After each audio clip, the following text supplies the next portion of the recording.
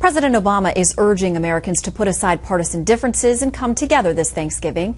The president is getting credit for a similar message of non-aggression in pushing the Middle East ceasefire. But Chief Congressional Correspondent Mike Emanuel tells us tonight from the White House, no one is taking any victory laps just yet.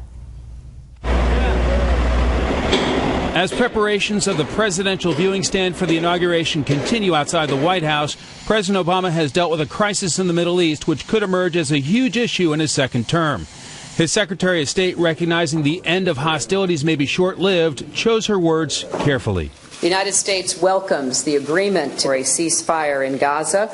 For it to hold, the rocket attacks must end, a broader calm return. White House photos show the president and Clinton in Cambodia Tuesday before he dispatched his Secretary of State to the Middle East.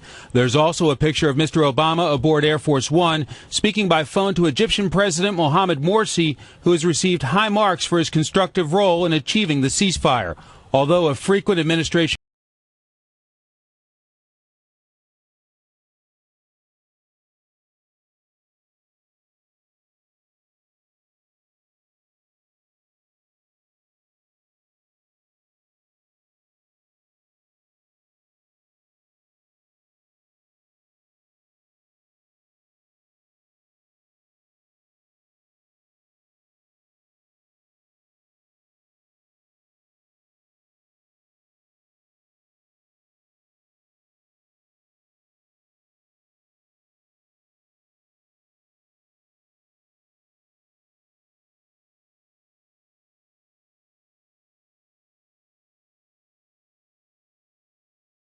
says Mr. Obama must be attentive and helpful to the Middle East, but that only goes so far.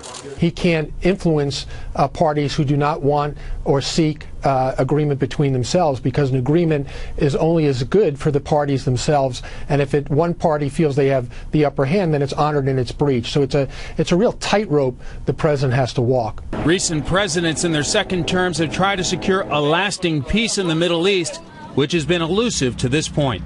I don't know what big deliverable President Obama could be looking for his legacy. I think the best thing we could hope for is a status quo of peace and nonviolence. President Obama called 10 deployed service members today and thanked them for their service and sacrifice. And a White House official says he wished the troops and their families a happy Thanksgiving.